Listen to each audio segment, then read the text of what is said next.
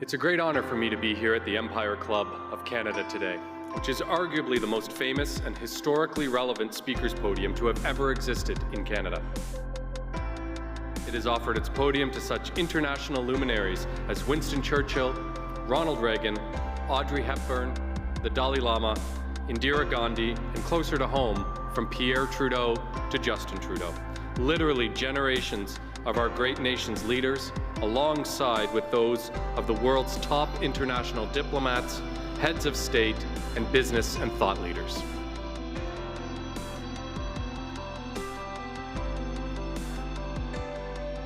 It is a real honor and a distinct privilege to be invited to speak to the Empire Club of Canada, which has been welcoming international diplomats, leaders in business and in science and in politics. And when they stand at that podium, they speak not only to the entire country, but they can speak to the entire world.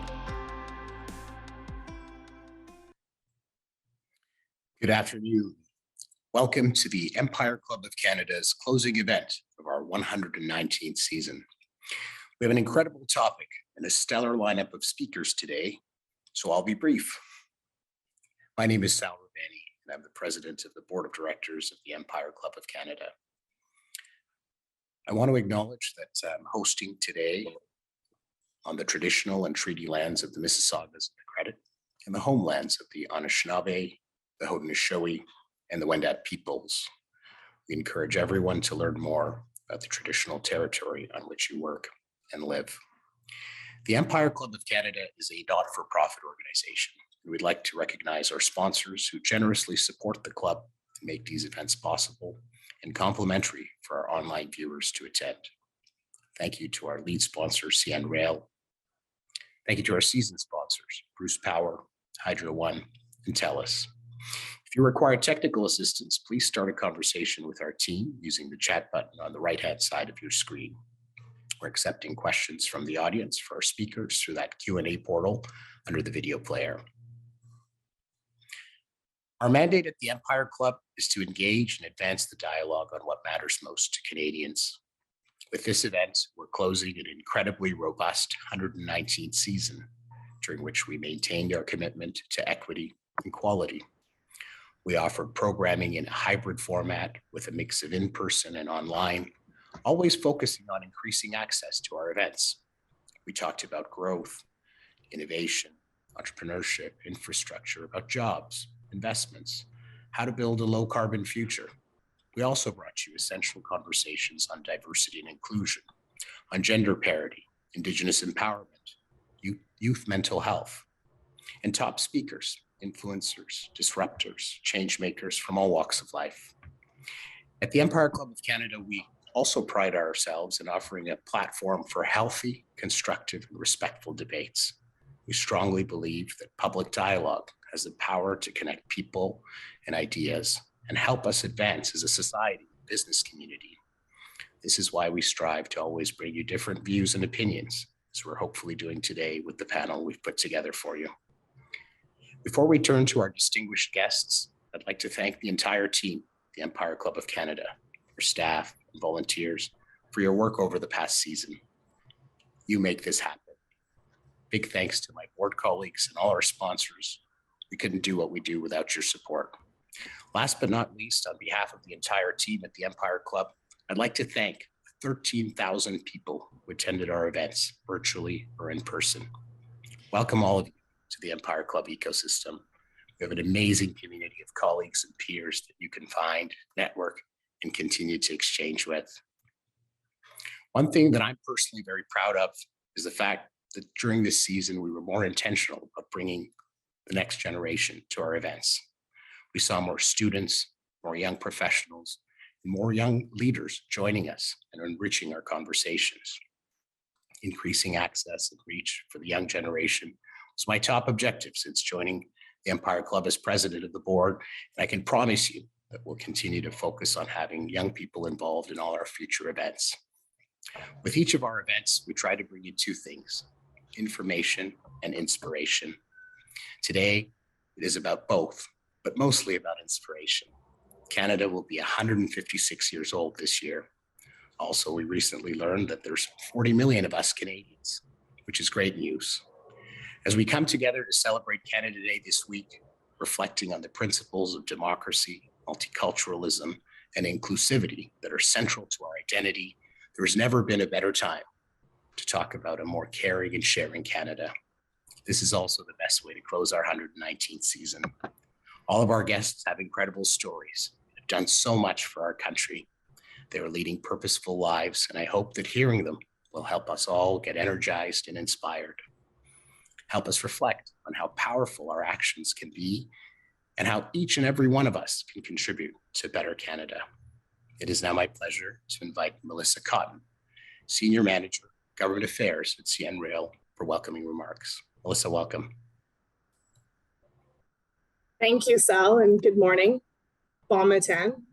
As Sal mentioned, I am Melissa Cotton, and I'm a proud railroader, the Senior Manager of Government Affairs at CN Rail. I'd like to start by acknowledging that I'm coming to you today from the traditional and unceded territory of the Algonquin Anishinaabe people. At CN, we pride ourselves on being good neighbors. In the over 2,000 communities we operate in, we continue to strive to be a vital partner and work hard to power sustainable growth.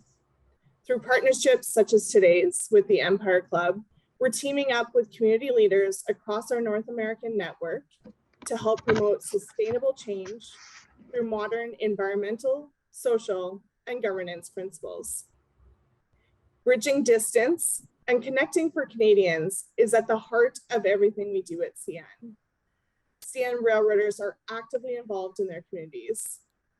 Like the amazing speakers you're going to hear from today, we do this because we want to ensure that we continue to contribute to Canada as a caring and sharing country, as we believe this starts at home. Through our railroaders in the community and CN Community Fund programs, we are supporting both small neighborhood groups and large national and international causes. At CN, we pride ourselves on being these good neighbors, whether it's to support a local food bank or those impacted by devastating floods or forest fires, or our friends and family members in Ukraine. CN works to ensure that we provide impact where it is needed the most. As a world-class transportation leader and trade enabler, CN is essential to the economy, to the customers and the communities we serve. As the only railroad connecting Canada's eastern and western coasts with the US South through an 18,600-mile rail network, CN and its affiliates have been contributing to community prosperity and sustainable trade since 1919. We are proud to have been a part of this country for over 100 years. Thank you for the opportunity to join you today. And I'd now like to turn it over to Bob Ramsey and the panelists for today's discussion. Thank you, Melissa. Good afternoon, everyone. I'm Bob Ramsey, the host of the Ramsey Talks speaker series and your moderator.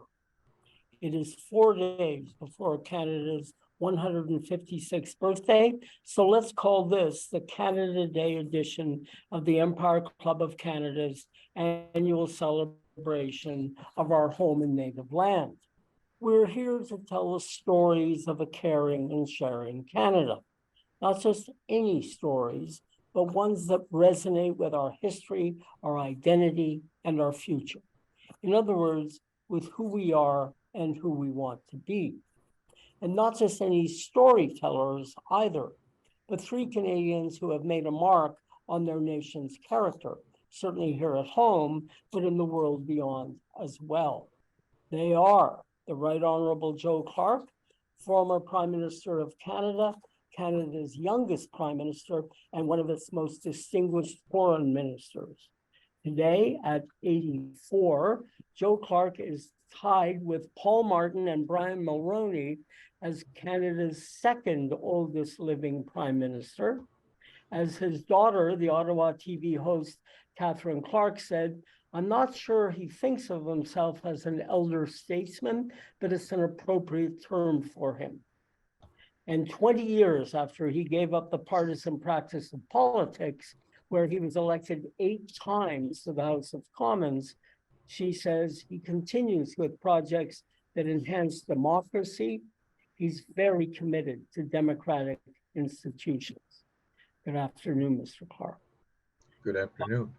Dr. Samantha Nutt is a physician at Women's College Hospital in Toronto, the founder and president of the renowned humanitarian organizations War Child Canada and War Child USA, and the best-selling author of Damnations, Greed, Guns, Armies, and Aid.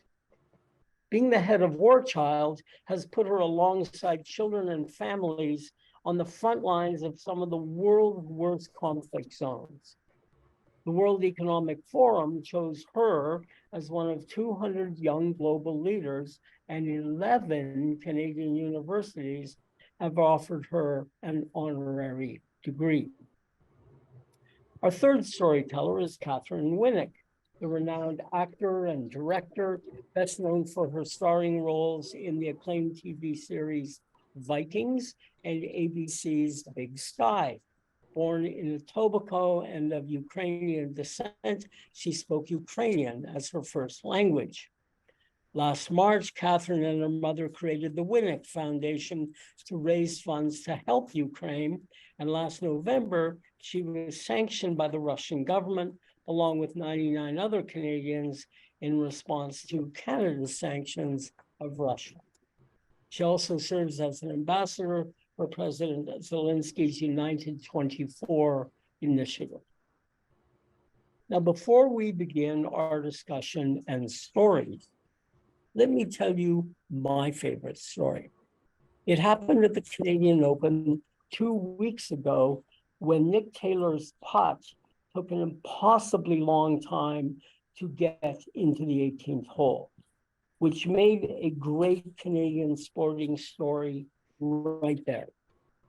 But when his golfing colleague, Adam Hadwin, came barreling onto the green, brandishing a popped bottle of champagne, a zealous security guard tackled him.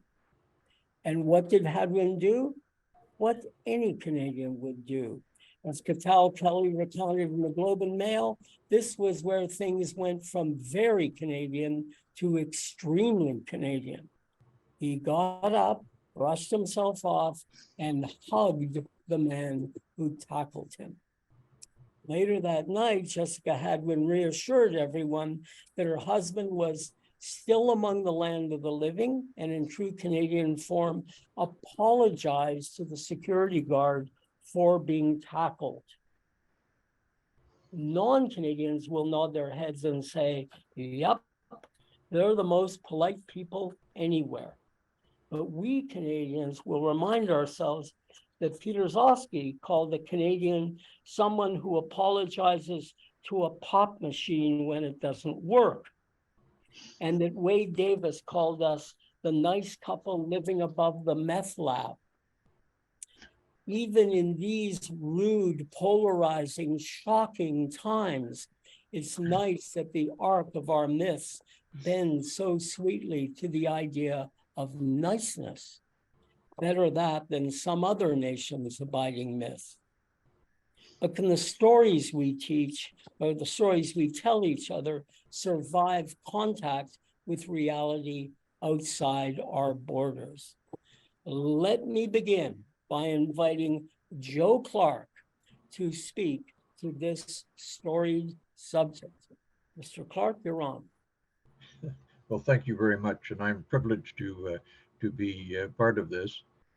I'm speaking today from London in the UK, so at a slightly different time than you all are. I'm not at risk of going to sleep while I'm speaking, but I've seen it happen with others, and I hope that you can avoid that.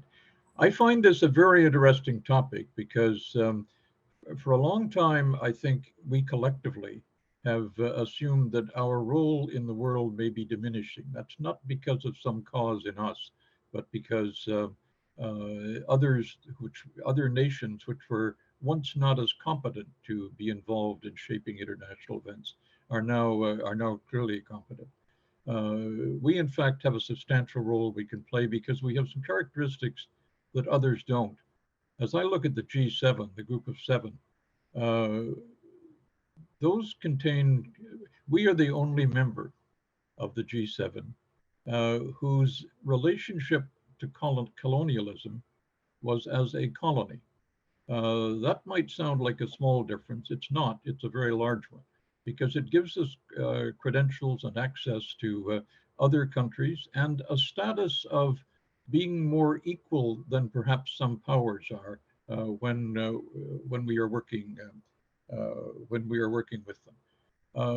And that has been demonstrated in a couple of quite remarkable Canadian activities. And when I say Canadian activities, I'm not speaking just about the Canadian government. These were activities that enjoyed the support of a number of Canadians, large numbers of Canadians. And I was privileged as foreign minister and as prime minister to be involved in some of those. One of the great impacts, one of the great signals, I think, of the Canadian response to the boat people all those years ago was that while the government took those initiatives, two governments did, Mr. Trudeau's less vigorously than mine, but both of us took those initiatives. What was really interesting was that what pushed that forward was the people of Canada. Individuals indicated an interest in sponsorship that no one had anticipated before. And our number, it was clearly a case of the public driving foreign policy in a very productive way. The other issue that I think is quite important to us in terms of understanding who we are was, of course, the Canadian participation in the end of apartheid in South Africa.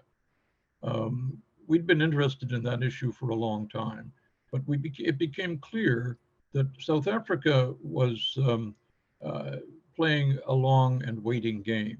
It knew that critics like Canada would be heard from every 2 years when the Commonwealth met, but that the pressure would otherwise go off.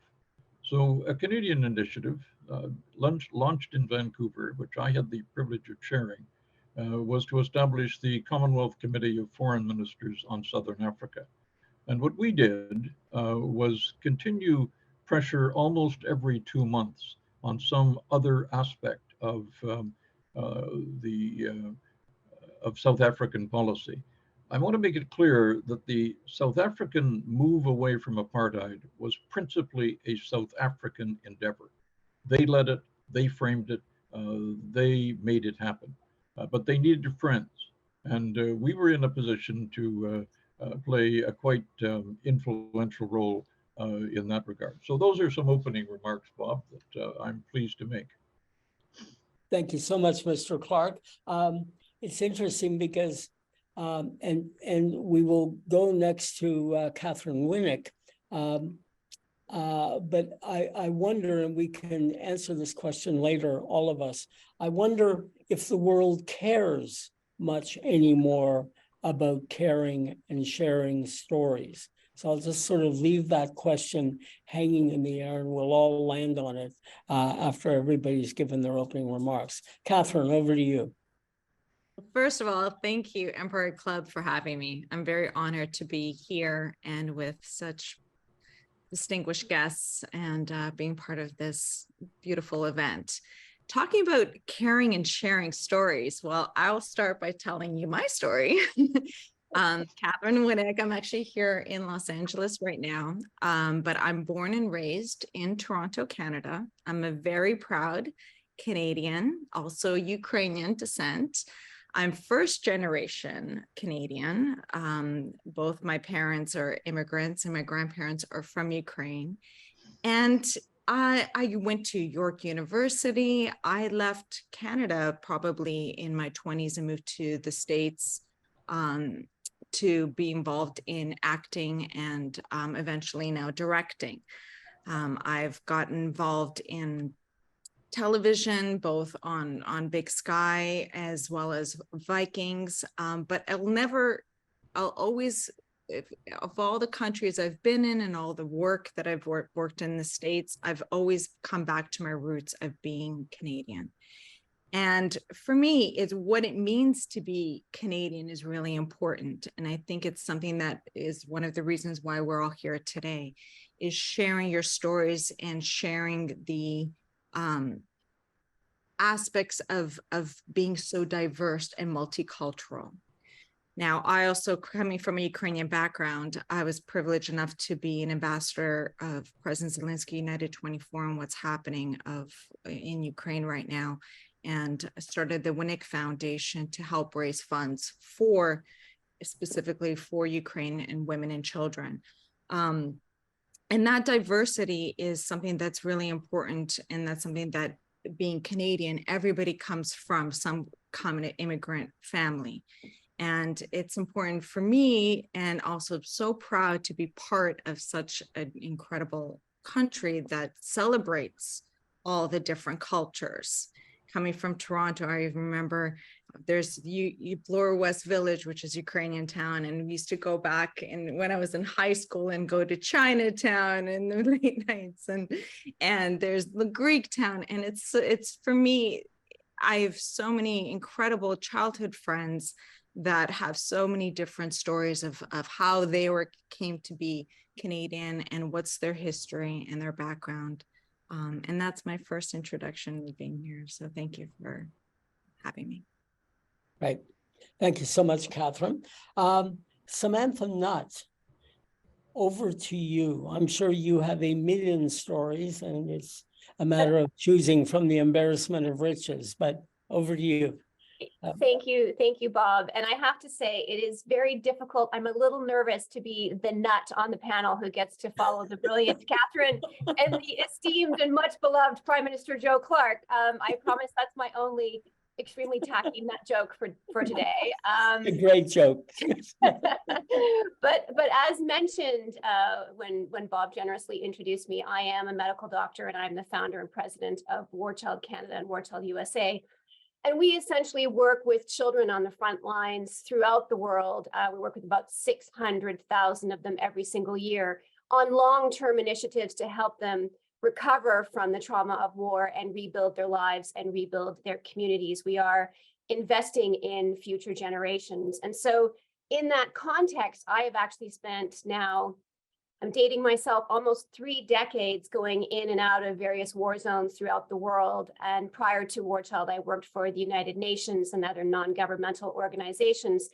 And in fact, I just got back from Uganda 2 days ago, where I was along the Congolese and Southern Sudanese border, which many people are not aware, but Uganda has about 1.5 million refugees. We are War Child is the single largest now education provider for refugees in that context.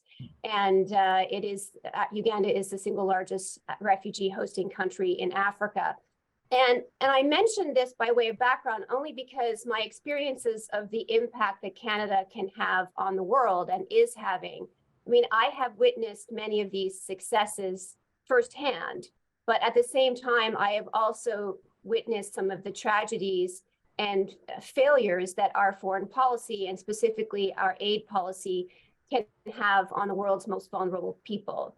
And so I just wanted to start with a little bit of context, and I'm only going to be talking for about 5 minutes, but I just felt it was important to reflect on the realities of the world as it is right now, because you see, we are living through the worst refugee and displacement crisis since World War II, with more than 110 million people who have been forced from their homes, largely as a result of armed violence, poverty, and climate change.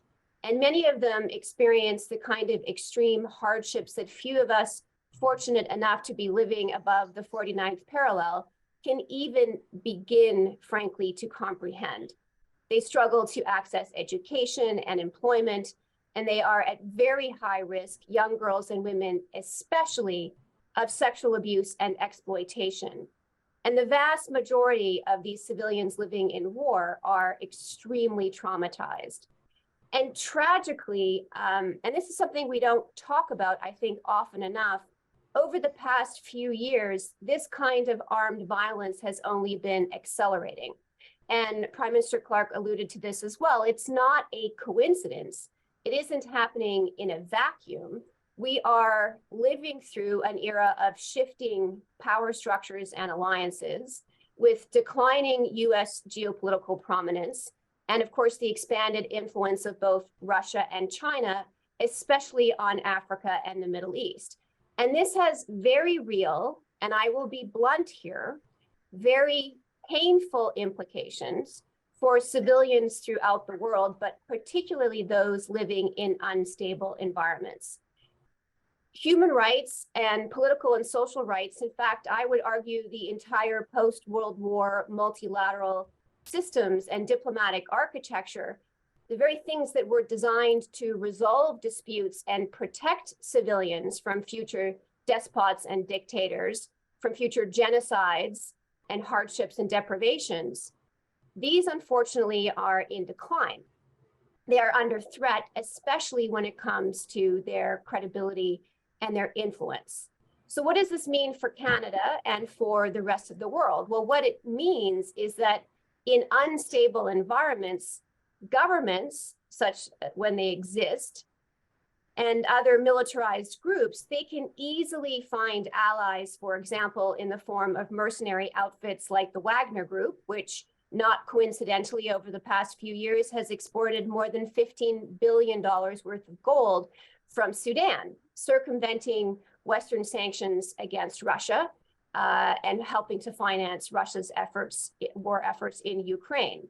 Right now, since March of this year, Sudanese civilians are trapped in between two warring factions. Our staff right now in Darfur, Sudan, are in hiding as a result of these realities, and thousands of people have been killed and more than 4 million have been displaced from their homes. Or consider, for example, the Eastern Democratic Republic of Congo, which is a conflict that has killed more than 5 million people and is considered to be the worst war in African history, where China has 13 out of 15 resource mines, lithium mines, which are being used to extract lithium to create batteries, including for our electronic vehicles, as a result of our desire to have more electric vehicles on this side of the world. Or we can also think about groups like ISIS. I mean, ISIS has expanded its footprint across Africa. It's very active, I can tell you, in Afghanistan, where it is far too easy to find young, aggrieved men and grow their base. The day that I arrived in Uganda, in fact, there was a horrific attack on a boarding school and along the Congolese border, and 41 children and teachers were killed, slaughtered. And I know none of this is easy to comprehend or even hear, but we have to as Canadians. We have to, because you see this flood of arms and this rampant exploitation of resources in countries gripped by conflict and the increasing desperation of civilians living within these environments. I mean, these represent a grave threat to peace and security absolutely everywhere. And that yet these are conflicts and crises that we don't often pause to consider. You know, when we think about our ODA, we often congratulate ourselves for our generosity throughout the world, but we are still coming in at less than half the 0.7% of our gross national income. That target was set by Lester B. Pearson in 1969. We have been very generous when it comes to the conflict in Ukraine, but as I speak with you right now, the other crises throughout the world, the global humanitarian appeals for those crises stand at less than 20% funded midway through the year. So as Canadians, and I'm wrapping up in 1 minute here, we are so proud of many aspects of our history and our record on a global level, and rightly so. We were one of the founding architects of the Universal Declaration on Human Rights, the Landmines Treaty, the ICC, and many others. We are soft power. We are active listeners. We are diplomatic superheroes. And we don't have the bomb, and we don't want it, and we don't think anyone else should have it either. And that is a legacy that we should be very proud of.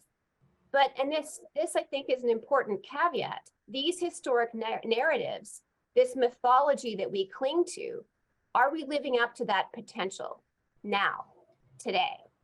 You know, humanitarian aid is, I have come to understand, an imperfect response to a violently imperfect world. It shouldn't be needed, but it is. And so as we think about Canada Day and the role that we all play globally, I would encourage you to consider how we can build upon that legacy. You know, there are people throughout the world I have been so privileged to meet and interact with whose lives have been touched by our global giving every single day. And to many of us here at home, that progress can seem invisible, but to them, it is everything. Thank you. Thank you, Samantha. It's interesting because when a nation's national myths or origin stories or whatever we tell ourselves on our national holiday becomes detached from reality, then it really doesn't serve anybody's purpose. And when Samantha talked about painful implications, I think we're feeling a lot of those painful implications right now because the world is changing so quickly, kind of against our value system, right? And one of the things to remember about all of this change is things will never be happening as slowly as they are right now, okay?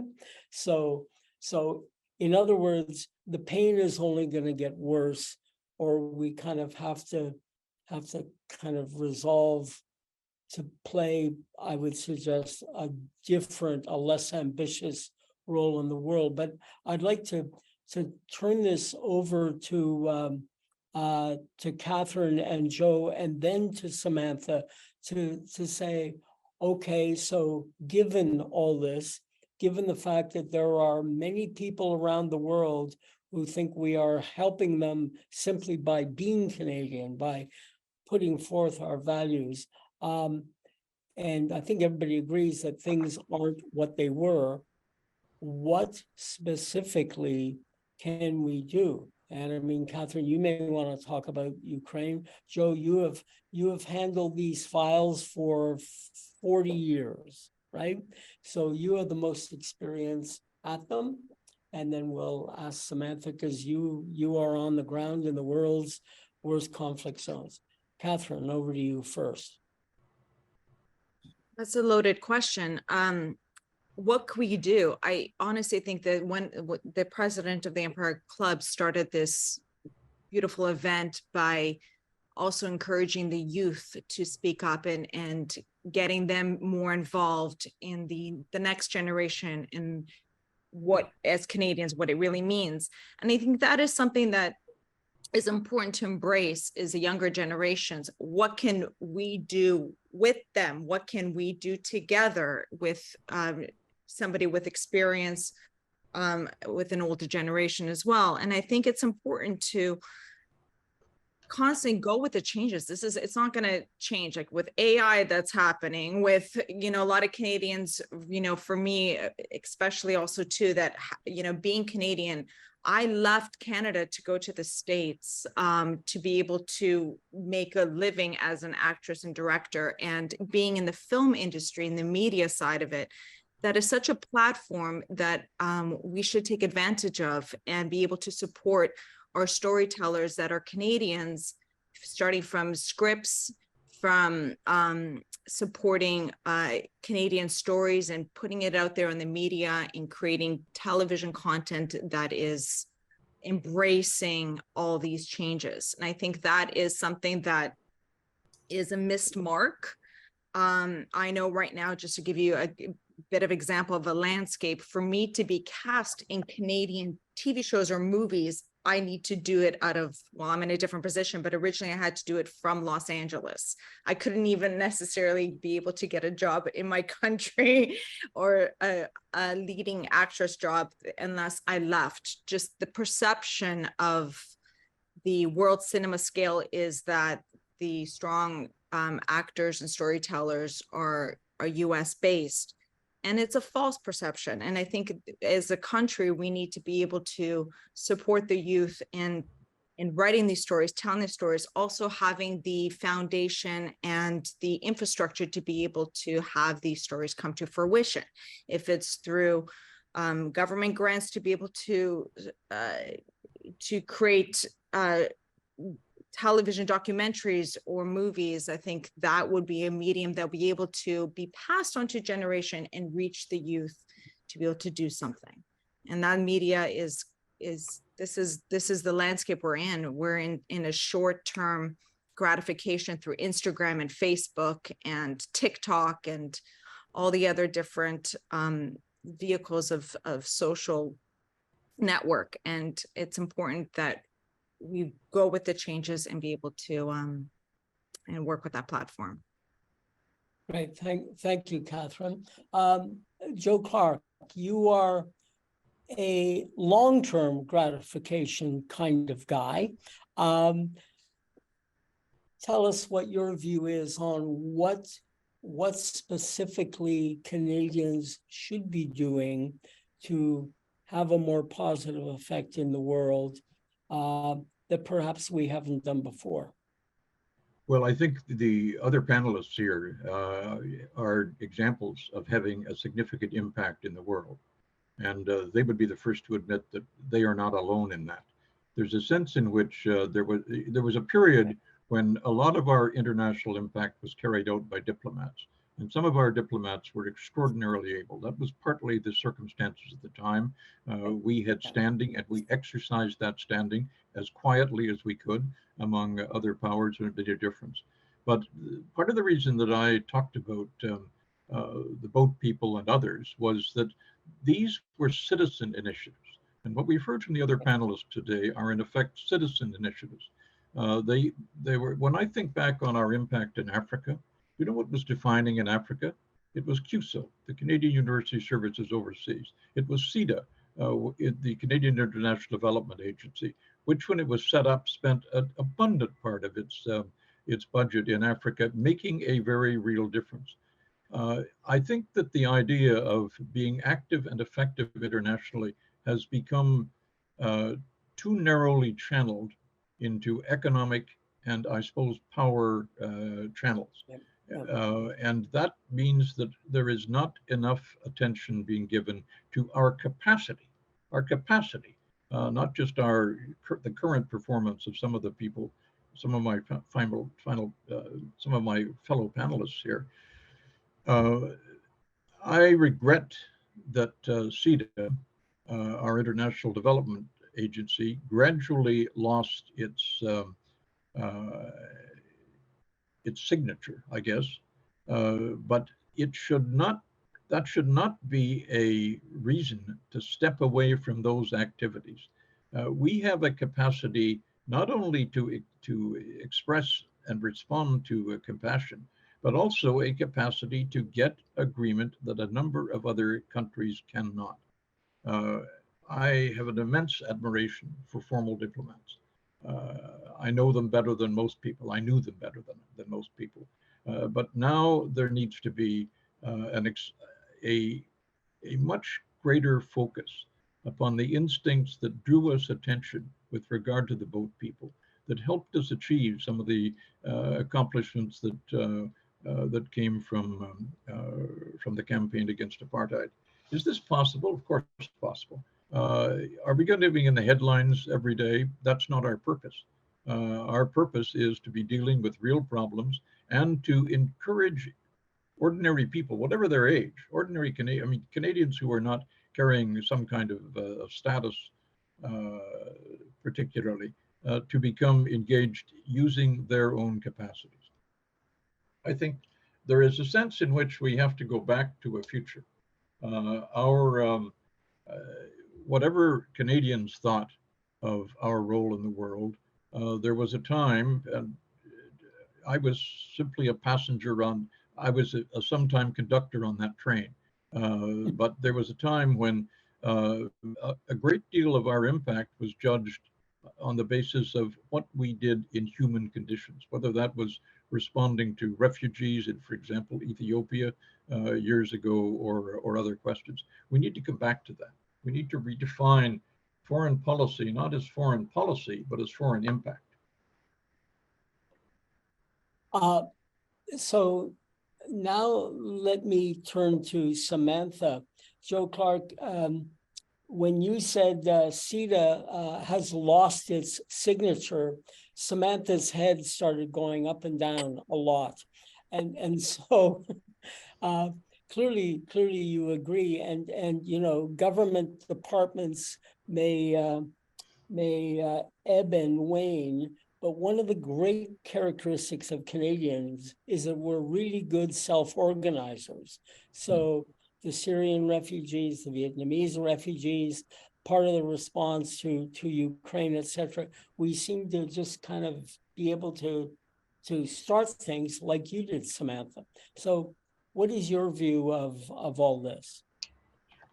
You know, I was thinking, listening to Catherine and listening to the Prime Minister, I think that both of these are incredibly important points. Catherine talked about the importance of narratives and Canadian storytelling and overcoming some of the cynicism that particularly young people are exposed to all of the time, that is often very vacuous and doesn't get into some of these big issues. And so being able to tell those stories and to combat that cynicism and provide outlets is really, really important. So I really do want to emphasize the importance of the kind of creative arts in providing those stories and those opportunities for engagement, and to talk about what we want to represent as a nation, which is, you know, I absolutely agree with Joe Clark. Part of the problem is we have succumbed to this sense of cynicism and ineffectuality when it comes to the role that we can play on an international level.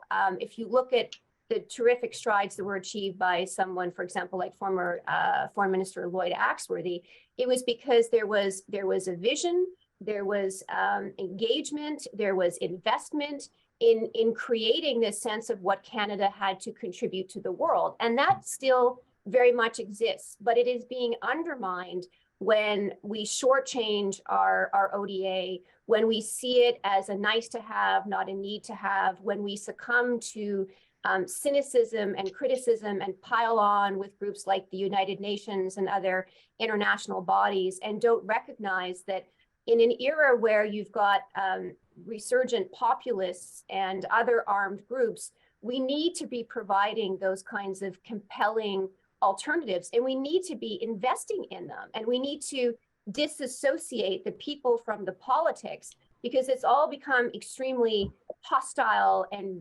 rage-inducing and personal when it isn't. You can disagree with the policy and not disagree with the person, and I think that that's something that Canada has to bring to the world in terms of our overall ethos. We're not like Americans on that front. But just when it comes to what individuals can do around the impact, we don't have to wait for the Canadian government to invest in a better future for people who are living with war, who are living with the impact of climate change throughout the world. And we have this overarching sense, and I've been confronting it for 30 years, that charity begins at home, but we don't live in a vacuum.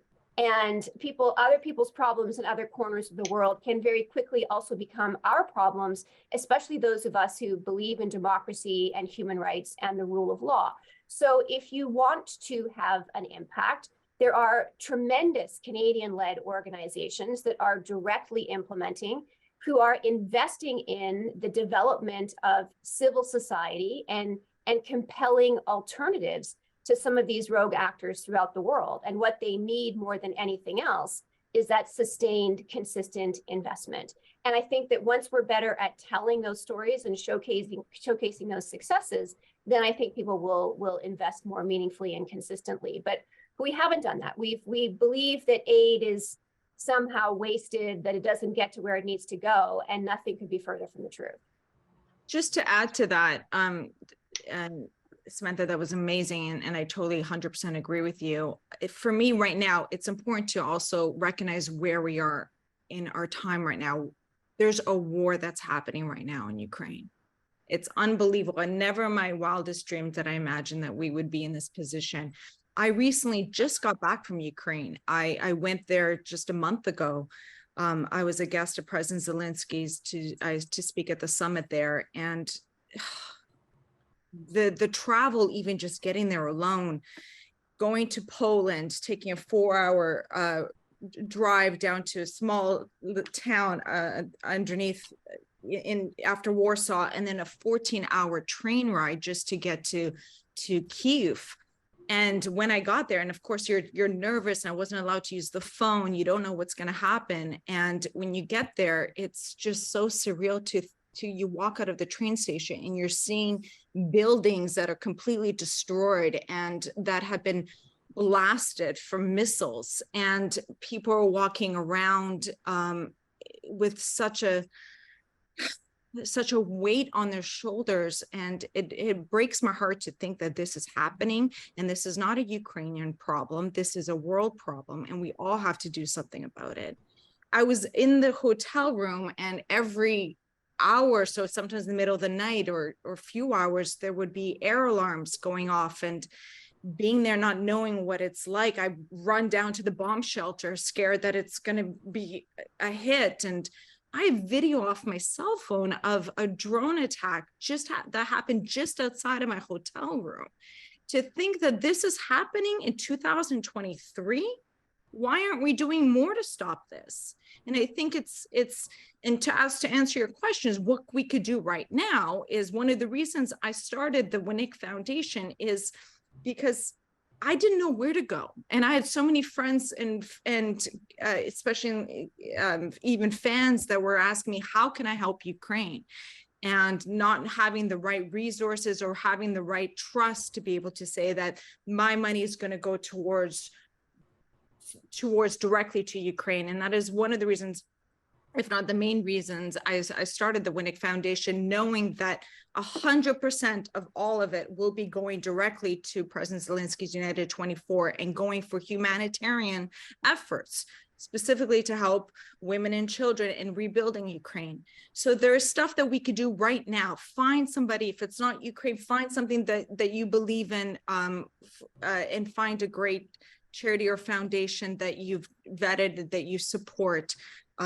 You're welcome to go to Winnick Foundation, you're welcome to go to, or the War Child of Canada, somewhere where you know that the right, the people care about it, and that your resources will be of value and have direct effect in helping the world. So thank you. Thank you, Catherine. Joe, do you have something to add to that? I want to build on it. I think that one of the really interesting things for me is to, the other panelists caused me to focus upon the impacts of media. There's a concern about social media and the unsettling nature it has, and that is another debate.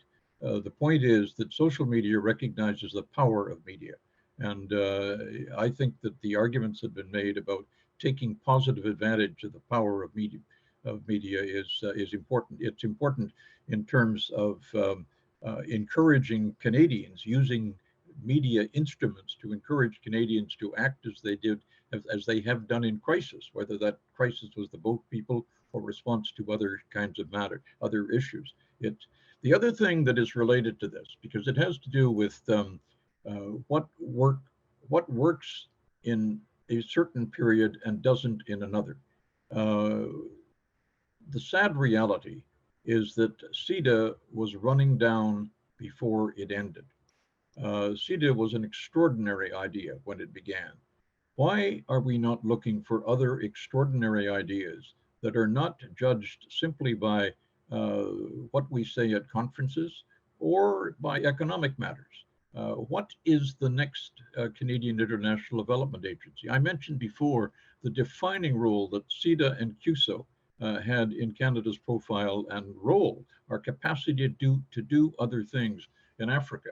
What are the equivalents? There's all sorts of imagination now. There was a time when our diplomats were our most effective international actors, and some of them were extraordinary. But this is also a time when our citizens, if they can be mobilized, can also play a major role. I think we want to look not simply with regret at what no longer works, but analyze why it no longer works, and more particularly, investigate what in current circumstances, given the instinct of Canadians to be part of the world, given the fact that we are not accustomed to manipulating other countries, but to cooperating with them, what are the new instruments we should be considering? Some of this doesn't need discussion. Some of it's being done by the two other members of this panel, but more of that needs to happen. We've seen an old order decline. We need to be very deliberate about considering the forms of a new order that can allow Canadians, lucky Canadians in our circumstance, in our history, to have a more constructive impact in the world. I love what you just said, and that the seconds with what Samantha said is that it starts with individual people. You don't have to necessarily have the platform as long as you have a voice, and every single person at home and watching this can have an impact. You don't necessarily need to be have gazillions of dollars or necessarily have the platform, but if you have your voice, and you'll find a way. And it all starts with one person, even $1 at a time.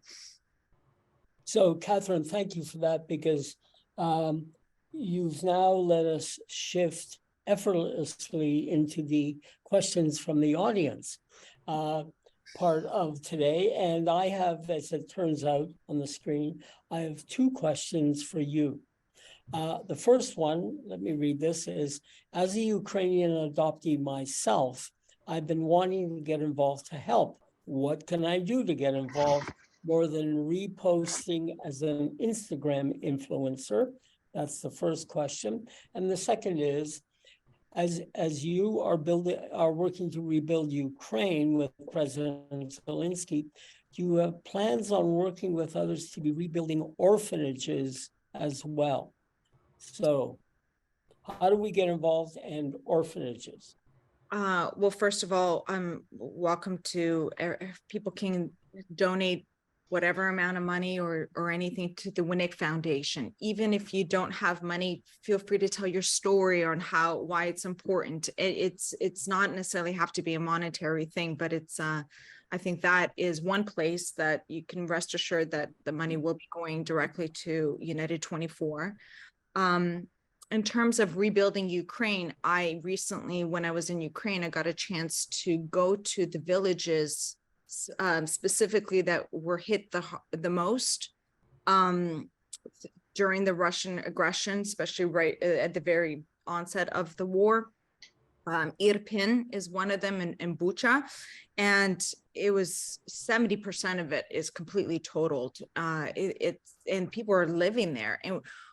And so I got a chance to see what they're doing in terms of rebuilding Ukraine. And this is a long process. It's not going to be built overnight.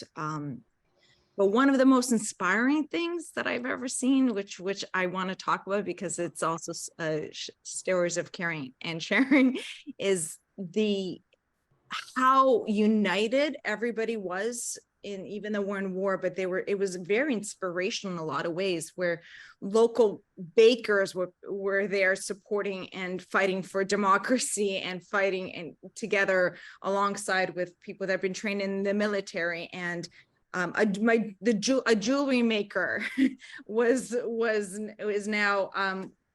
working to protect me when I was going through, not that I need protection, but how every single person was doing their part. And a lot of people have left Ukraine, but also it's important to recognize a lot of people came back to fight also and to do their part and to support if it is a matter of creating a food source or doing whatever they can because they feel that is their home, and they wanted to be able to be a part of this change.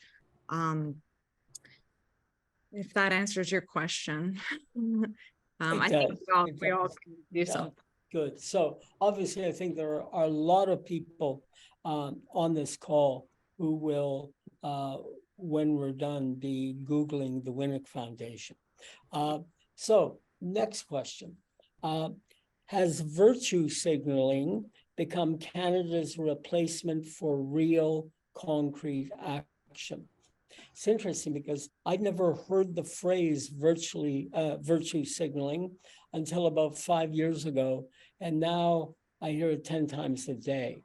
So it must be in the air, and some people, the tone of this question tells me that the writer of the question thinks there's too much of it in the air. Could I have your views? Let's start with Samantha Nutt and then Joe Clark and then Catherine. I think there is a certain element of that. The real work of change is long and it is hard, and we tend to trade in quick hits and quick solutions. But even if you look at, I mean, the enemy of effective aid everywhere in the world is only one thing, and that's inconsistency. It's the gains that evaporate the moment the cameras go home, the media loses interest, and yet that's often when the needs begin to increase dramatically. I mean, there are more than 22 different conflicts raging throughout the world right now. There are 50 million people in the world at risk of acute starvation. And so, well, I think that there may in fact be a role for virtue signaling, as long as it's not too righteous and too alienating, if it actually encourages people to do good things, to get involved, to contribute to good causes, then I think that there's a role to play for that, to play within that. But to be honest with you, the real work is around consistency. It's around deepening engagement. It's around looking at generational change that reduces, frankly, at least in the environments in which we're working, the real drivers of war, which are poverty, which are the lack of rights of women and girls, which are a lack of good governance, and all of these things that, aren't really, frankly, as sexy as food, water, shelter, blankets, the idea of keeping people alive. They take time and they take effort. And that takes a much deeper level of engagement. And that should be reflected in our foreign aid and our foreign policy. So many of our grants are short-term international humanitarian assistance grants. We're keeping people alive while not giving them reasons to live. We cut big checks to foreign entities that then that take a percentage off the top and then move it to a field office that takes a percentage off the top, and then they subcontract out to organizations like ours, like War Child, and those dollars turn into pennies pretty damn fast. And so if we were thinking about what kind of impact we want to have, how we would go about it would be very different. And the virtue signaling piece is only one piece of it. That's the announcement. Everybody, a lot of fanfare about announcements, but when you really break into the impact of that announcement, that's when that analysis gets lost. And that's what I think what we need more of. But we can, to Catherine's point, we can, as individuals, circumvent that through consistent, meaningful donations to humanitarian causes. I say to people all the time, if you really want to promote change, don't write a check once and walk away. It's much better to be a regular donor, for example, a monthly donor that allows organizations to plan and to be invested in some of these longer term issues around unequal access to things like education that will ultimately make the biggest difference. Good. Thank you, Samantha. Joe Clark. I think virtue signaling is a major problem, and not least because it's attractive to governments. It allows them to appeal to a domestic audience by appearing to do more than they are doing internationally, and it has become almost a substitute for policy. I think in many cases. I think the other challenge we have to look at is how do we mobilize citizens who are interested in these questions? Again, my colleague panelists here have been very successful at that in very specific areas.